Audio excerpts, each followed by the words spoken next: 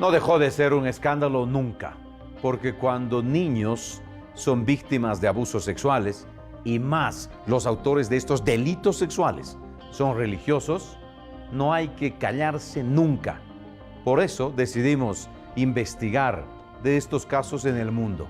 Y resulta que a la vuelta de la esquina, en Perú, vecino país, se cometieron aberraciones con muchos de estos pequeños. Estamos en contacto con José Enrique Escardó. Él es fundador y coordinador de la Red de Sobrevivientes del Perú, a quien le agradecemos por tomarse estos minutos para atendernos y contarnos un poco de esta historia que parece una pesadilla, parece un guión de una película de ciencia ficción, pero no lo es. Es parte de los sucesos de la vida real, de lo que ha ocurrido en el caso Sodalicio en el Perú. ¿Cómo estás, José? ¿Qué tal? Hola Ángel, ¿qué tal? Buenos días, muchas gracias por la invitación y saludos a nuestros amigos y hermanos de Bolivia. Gracias por acceder a esta entrevista, te decía, porque es importante que el mundo, José, entienda bien el contexto de cómo ocurrieron estos casos en diferentes partes de tu país, de mi país, de Chile, en Argentina. Hay casos por todas partes del mundo, lamentablemente. Cuéntanos un poco, para entrar en antecedente, cómo y cuándo se descubre este escándalo del sodalicio. Bueno, yo fui miembro del Sodalicio desde que salí del colegio, en realidad desde que estaba aún en el colegio, en quinto de secundaria, cuando tenía recién 17 años cumplidos, hice una promesa que ellos llaman la de aspirante. Me pidieron que no le dijera nada a mis padres y ahí comenzó un poco la historia, aunque desde sexto grado de primaria, o sea, a los 12 años, ellos ya me estaban, digamos, lavando el cerebro y formateando el cerebro en realidad a través de profesores de religión, filosofía y lógica a lo largo de toda la secundaria del colegio. Luego, en el siguiente año, ingreso a una comunidad de prueba, un mes, donde se producen los abusos físicos y psicológicos que he detallado en mis denuncias, algunos de ellos, porque obviamente por presiones de políticas y de la propia iglesia no pude terminar de escribir en la revista Gente, donde yo escribí esto en el año 2000. Luego de eso, al haber pasado estas pruebas, ingreso a la comunidad de San Bartolo, que es una comunidad de formación. San Bartolo es una playa, un balneario que se encuentra al sur de Lima, y ahí se producen los siguientes abusos.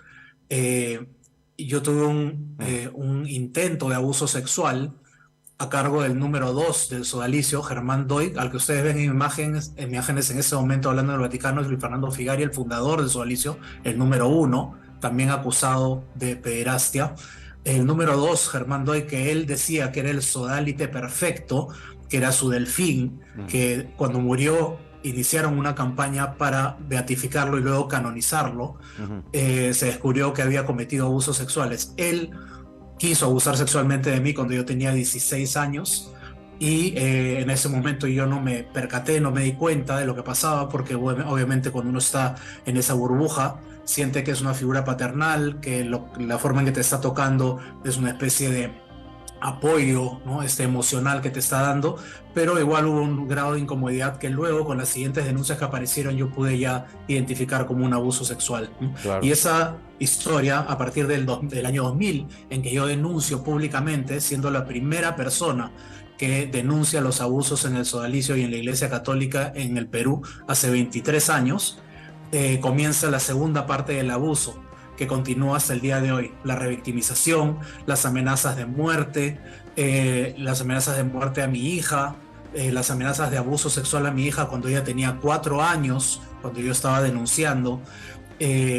públicamente, a través de publicaciones en mi propio blog, lo hacían, llamadas telefónicas, correos electrónicos, abuso también en cuanto a campañas de difamación en mi contra que continúan hasta este momento en diferentes lugares, incluidos medios de comunicación, y la revictimización más importante y la principal, que es la del Estado, que no hace nada, que simplemente se ha dormido en nuestras denuncias y está paseando la denuncia que presentamos formalmente 5 sobrevivientes hace 5 años sin tomar ninguna decisión todavía. Claro. A ver, José Enrique Escardó, tú no eres el único. Hay muchos No. otros que han denunciado historias que realmente son una pesadilla. Son un guión de una narrativa, de una película de esas bizarras, extremas que uno jamás se podría imaginar. El Sodalicio de Vida Cristiana es una sociedad de vida apostólica, de religiosos, ¿no? De derecho pontificio, en fin, y que se dedica a formar, a ayudar a la sociedad, en fin. Pero quiero contigo revisar estos testimonios de gente que ha relatado cómo, en este que es el mayor escándalo de abuso sexual en el Perú, ha sufrido esta pesadilla. Hemos escogido varios testimonios de varias de las víctimas de un trabajo de investigación que ha sido público en el Perú hace unos años atrás y que dice lo siguiente: no tenía a quién acudir cuando me di cuenta de que Figari estaba abusando sexualmente de mí. Algo parecido a lo que nos acabas de decir. Yo era joven y él era demasiado importante y poderoso como para acusarlo. He vivido con esta experiencia por más de 30 años y no desaparece. Es lo que relata una de las víctimas, en este caso de Figari. Tenemos otro testimonio. Un día Figari me llamó a una habitación de su casa. Figari me dijo que me quitara toda la ropa y que me acostara sobre la cama. Yo tenía miedo, así que hice lo que dijo. Entonces Figari llamó a otro aspirante a la habitación y le dijo que se quitara la ropa. El otro aspirante hizo lo que se le indicó, pero antes de estar completamente desnudo, Figari le dijo que se detuviera. Esto fue una experiencia muy humillante para determinar si éramos homosexuales. Figari empeoró su abuso de mí al utilizar el secreto de lo que había ocurrido como un medio poderoso para abusar de mí aún más. Y tenemos otros testimonios, relatos estremecedores. Figari me llevó a su dormitorio y me mostró pornografía, fotografías de hombres desnudos. Esto fue aproximadamente en 1978. Por esos años, otro hermano me contó que él, de vez en cuando, llevaba a Figari a kioscos para que Figari pudiera comprar pornografía. Figari repetidamente me llamaba maricón y me hizo dudar de mi orientación sexual. Yo asumí que él debía saber más sobre mí que yo mismo porque él era mi guía espiritual. Me confundió, dice, y así hay muchísimos testimonios. Mira este que dice: después de estar con él, yo llegaba a casa a llorar. Habla de Germán Doy. No entendía lo que me estaba ocurriendo. Sentía confusión, incomodidad, suciedad y culpa, pero a la vez era mi dependencia de él la que me hacía sentirme sin posibilidad de hacer algo al respecto. Y así hemos encontrado muchísimos testimonios, José, de estos casos que, si bien se constituyen en un escándalo, hemos decidido abordarlos porque hay que hacer algo, José. Y por eso te pregunto, ¿se hizo algo en Perú a raíz de estas denuncias? Estamos hablando de denuncias bastante delicadas. ¿Se hizo algo? ¿Se logró hacer algo en su momento en el Perú?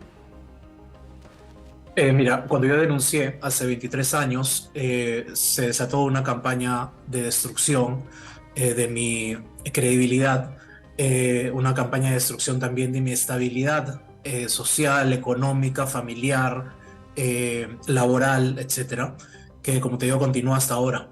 Las cosas cambiaron justo ahí en esa imagen que aparece en el año 2010, cuando comienzan a aparecer las primeras denuncias de abuso sexual de Germán Doig, el número 2.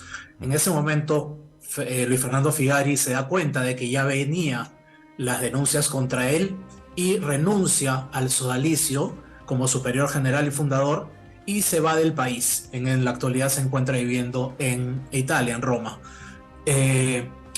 Luego de esto, en el año 2015-2016 aparece el libro Mitad monje, mitad soldados, escrito por los periodistas Pedro Salinas y Paola Ugaz, que también han sido sometidos y siguen siendo sometidos a una campaña de desacreditación, una campaña de destrucción judicial. Paola Ugaz ha recibido alrededor de 8 a 10 denuncias por difamación, lavado de activos y una serie de mentiras que están promoviendo en los medios las personas que apoyan al sodalicio. Y el mismo obispo que yo denuncié, que es actualmente arzobispo de Piura y de Tumbes, que es al norte de nuestro país, él es del sodalicio. Yo lo denuncié como un abusador psicológico directamente con su nombre.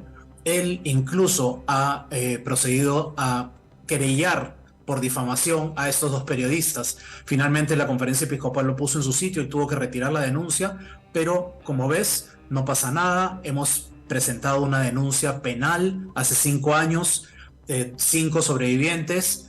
Como ves ahí en la foto, estamos ahí en la presentación formal de esta denuncia. No pasa nada, ha subido a una fiscalía, lo han pasado a otra, lo archivaron, se dieron cuenta que hubo vicios en la fiscal que archivó, lo volvieron a activar, de ahí regresó a otra fiscalía, subió al Poder Judicial, lo devolvieron del Poder Judicial diciendo que no competía a ese juzgado y ahora sigue dando vueltas y no pasa absolutamente nada. Lo que sí ha pasado, y es importante que se sepa en esta entrevista, porque la labor de ustedes, Ángel, es la más importante para esto, es que sí hemos logrado que cambie por completo la imagen del sodalicio. Cualquier persona que ahora habla del sodalicio y de la Iglesia Católica en general en nuestro país ya sabe lo que pasó realmente, ya no está oculto en las mentiras que ellos trataban de presentar. Los propios integrantes del sodalicio y sus superiores han tenido que aceptar públicamente los abusos, han tenido que ir a una comisión investigadora que logré a través de un grupo de congresistas que se iniciara hace unos años y declarar que sí se habían producido abusos, declarar que Luis Fernando Figari era una persona no grata, pero eso fue una técnica para distraer, porque Luis Fernando Figari no actuó solo, como suele pasar en estos casos. Tuvo todo un esquema que él mismo creó, y todas estas personas también son responsables, algunos de abuso y los demás de encubrimiento. Y eso tiene que quedar claro. Y eso se extiende a la Iglesia Católica, porque ellos también lo sabían. Los obispos, cardenales y el mismo Papa, desde Juan Pablo II, sabían esto. Claro, pero mira, José, cómo pasan las cosas, porque tenemos una declaración que es clave. Que primero se trata de el actual director, entiendo, del sodalicio, y que admite que se cometieron delitos. Vamos a escuchar esta declaración, José, porque es importante entender el contexto en el que ocurren o en el que ocurrieron las cosas en el Perú y el contexto en el que están ocurriendo en Bolivia, en este espacio de revelaciones de casos que estamos conociendo los bolivianos. Vamos a escuchar, por favor, señor director, la declaración de este caso, el actual director del sodalicio, Alessandro Morón. Es esto lo que le dijo a los medios de comunicación en Perú. Escuchemos. Perdón a las víctimas de cualquier tipo de abuso y atropello del que hayan sido objeto por parte de algún miembro de nuestra organización. Perdón a los denunciantes que por años no obtuvieron una respuesta satisfactoria y contundente de parte de nuestras autoridades. Perdón a los miembros de la gran familia sodalite. Consideramos al ciudadano Luis Fernando Figari culpable de los abusos que se le imputan y lo declaramos persona non grata para nuestra organización, que deplora y condena totalmente su comportamiento. Las autoridades del Sodalicium reconocemos el pecado de no haber reaccionado de manera firme y oportuna y estamos dispuestos a asumir la penitencia que sea necesaria para obtener el perdón de Dios. Bueno, José, no hay mucho que decir. Morón admite y dice Figari culpable.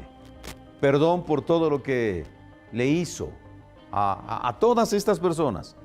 Lo que le hizo Doig a José Escardó, a muchas de sus víctimas. Pero, ¿sabes qué es lo más preocupante, José? Que muy a pesar de esto, que es una declaración, sí, pero es la palabra del representante del sodalicio que dice, sí se cometieron delitos. Perdón. Es una admisión de lo que ocurrió. ¿Y sabes qué es lo que más preocupa? Que no se haya hecho nada hasta ahora en el Perú, José. ¿O cómo interpretas tú todo esto que acabamos de escuchar?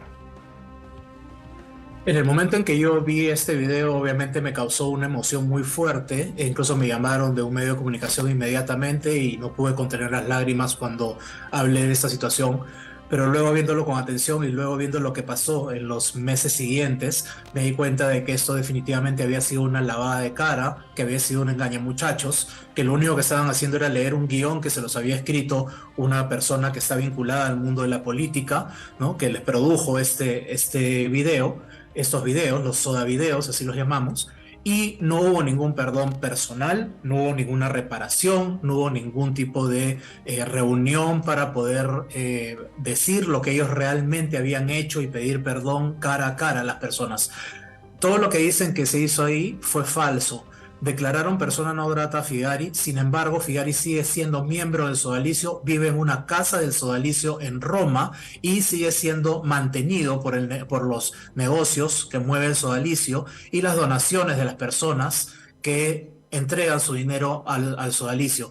Estas personas, por ejemplo, los padres de los hijos que están en los colegios del sodalicio aquí en el Perú, están contribuyendo a que se le dé una vida decorosa, que eso fue lo que pidió el Vaticano en su documento sobre este caso, al pederasta Luis Fernando Figari. Entonces, esto simplemente fue un engaño, no pasó de eso, y ese fue el director del sodalicio anterior. Él ya no se encuentra hace algunos años. Incluso ha salido del sodalicio y nosotros hemos solicitado cuál es el estado de esa persona, porque él ha manejado toda la información privada de estos casos. No sabemos si se la ha llevado, si la tiene en su poder, si la está utilizando de alguna manera, y eso es sumamente peligroso. Y el sodalicio no da ninguna información hace años, a pesar de que se le estamos pidiendo. Todo esto ha sido un engaño por donde se le mire. ¿Y qué ha hecho la justicia peruana, José? Solamente revictimizarnos, porque la justicia peruana debería decir, ok, acá tenemos incluso la aceptación de la propia organización, de los propios líderes, están los nombres de las personas que han sido culpadas y declaradas abusadores, están los nombres de las personas que han sido los encubridores. Eso se sabe, lo tiene la fiscalía en su poder. Sin embargo, no hacen nada. ¿Y eso a qué lleva? A que la opinión pública diga, bueno, si no se está denunciando a nadie, si no se está tomando una medida a nivel judicial, entonces todo esto debe ser falso, por lo tanto las víctimas están mintiendo, todo esto es un complot en contra de la Iglesia Católica y vamos a seguir insultándolos, agrediéndolos, como hacen todos los días en las redes sociales, desde que comenzó esto hace ya varios años. Entonces el primer revictimizador, como lo digo siempre, y por eso en el trabajo que estamos haciendo en la red de sobrevivientes Perú, buscamos que esto se tome muy en serio desde el Estado, es el propio Estado, los tres poderes, no solamente el Poder Judicial, que no juzga, sino el Congreso, que no pone en práctica lo que ha hecho su propia comisión investigadora, que ha dado como fruto un informe final de más de 1.300 páginas sobre este caso, con medidas legislativas que se tienen que tomar. El Poder Ejecutivo, que no toma en serio tampoco esto, no previene, no hace políticas de Estado, no hace absolutamente nada. Esto es gravísimo. Es gravísimo, definitivamente. Es gravísimo. Y si bien en Bolivia el presidente en persona le ha enviado una carta al Papa Francisco para pedirle, primero, que asuma acciones contundentes y segundo, que remita todos los antecedentes de los religiosos que en Bolivia están y que podrían llegar a ofrecer sus servicios o cumplir con su misión, es algo, pero hay que avanzar. Y porque ya para ir terminando esta entrevista, creo que el objetivo fundamental tiene que ver con justicia, José. ¿Qué opinas tú sobre la llegada a Bolivia del enviado del Papa, el agente 007, el monseñor Jordi Bertomeu, que en algunos medios en Chile ha sido señalado como el ejecutor de la pederastía, de los curas pederastas en Chile? Pero todo esto que nos estás contando del caso Sodalicio nos hace ver que en la Iglesia Católica, como dice esa frase muy conocida, ¿no? Entre bomberos no se pisan la manguera, pareciera ser que va un poco encaminado en ese sentido. ¿O cuál es tu análisis al respecto de esto? Mira, debe quedar claro que la Iglesia Católica es la perpetradora de los delitos. Por lo tanto, si es perpetradora, no puede ser juez a la vez. Los jueces tienen que ser el Poder Judicial, el Estado. Y muy bien, y felicito al presidente de Bolivia que ha tenido los pantalones de mandarle esa carta, que todos la deberían leer y todos los estados deberían seguir ese ejemplo, ¿no? De poner las cosas claras, de pedir de pedir la información de los curas que han llegado a Bolivia, de limitar la llegada de nuevos curas a Bolivia y de revisar sus antecedentes. Eso quisiera que se hubiera hecho aquí en el Perú, pero no se ha hecho. Hay mucho temor. Entonces creo que esto va a traer mucha cola, lo que está haciendo el presidente y lo que la sociedad en Bolivia está buscando que se logre con este caso, con toda esta cobertura y con todas estas acciones. Se están haciendo cosas. Lo que va a hacer Bertomeu cuando llegue a Bolivia es lo que ha hecho siempre la Iglesia Católica, como hizo acá en el Perú cuando vinieron también con una misma comisión. Ir a hablar con el sodalicio, eso fue lo que hicieron, encerrarse ellos, no recibir a ninguna víctima, no tomar en cuenta las denuncias que estaban en los informes periodísticos ni en los libros, y volver a reestructurar la espiritualidad de la organización para que se mantenga y hacer un control económico, porque eso es lo que le interesa a la Iglesia Católica. No va a haber, y eso lo advierto, por favor tengan mucho cuidado en Bolivia, no confíen, porque los perpetradores no pueden ser jueces y ya hay experiencia aquí en el Perú y en otros lugares de que lo único que van a hacer es tratar de encubrir, silenciar a las víctimas, como lo han hecho aquí en el Perú, ofreciendo unas propinas, haciéndoles firmar un papel para decir que no iban a recibir más, que se iban a quedar callados, que no iban a decir nada sobre el tema a partir de ese momento, y las personas que estaban en una situación de desesperación han tenido que aceptar eso, incluso en situaciones de depresión muy intensa y al borde del suicidio. De eso se aprovecha el sodalicio, de eso se aprovecha la Iglesia Católica, de eso se van a aprovechar también en Bolivia. Cuídense por favor, porque eso ya pasó aquí, no dejen que pase allá. Y justamente ese es el objetivo de esta entrevista, José, conocer lo que ha ocurrido en el Perú. En una entrevista parecida a esta hablamos con las redes sobrevivientes de Chile, donde nos contaron casi con el mismo guión, ¿no? Con historia repetida, que en Chile tampoco se hizo nada, ¿no? De hecho, la llegada de Bertomeu a Chile, el 2018, terminó con un sabor a poco y nada en las redes sobrevivientes de Chile, que dicen, mucho ojo, no puede el Vaticano, tal parecido como lo que nos acabas de decir, no puede, en este caso, el depredador, ¿no?, venir a juzgar a quienes cometieron el delito dentro del espacio donde se cometió este delito. Gracias por esta conversación. Me quedo con muchas ideas en la cabeza, José, porque de verdad es una aberración. Un delito sexual es eso, es un delito. Y le han arruinado, le han arruinado la vida. Sí, es muy importante que uses esta palabra, porque si ves en el video, Moroni dice nuestros pecados, y esos no son pecados que deben ser juzgados por Dios, sino que son delitos que deben ser juzgados por la justicia, y ellos deberían estar presos, y nosotros no deberíamos estar, los sobrevivientes, luchando por la justicia, sino porque el Estado sería quien debería proteger a los sobrevivientes, y eso no está pasando. Hay mucho que hacer, hay muchos errores, y les pedimos a toda la sociedad que no dejen pasar esto, que no lo olviden, como lo han olvidado muchos aquí en el Perú, que en su momento dijeron sí, vamos a apoyar, vamos a estar aquí, pero cuando pasó la noticia fuerte se olvidaron y ahora ya nadie hace mucho caso del tema, y eso lo aprovecha la Iglesia. José, vamos a estar en contacto, porque... Cuando quieran, por favor. Sí, no, gracias por esta entrevista. Fuerte, pero importante, porque hay que hablar de este tema y hay que poner el cascabel al gato. Gracias por esta entrevista nuevamente. Gracias a ustedes. José Enríquez Cardó, víctima de abusos sexuales en Perú. En el caso Sodalicio, el escándalo más grande de abusos sexuales cometidos por religiosos de la Iglesia Católica. Con un mensaje fundamental y muy contundente, del que nos agarramos para plantearle a usted la necesidad de reflexionar en torno a lo que está ocurriendo hoy en Bolivia, más allá del escándalo y el morbo que puede generar este tema. La carta del presidente es un elemento crucial, la carta del presidente al Papa. Ahora el reto está en la justicia. El reto, el desafío, está en manos de la justicia. Vamos a hacer una pausa. Por favor, aguárdenos.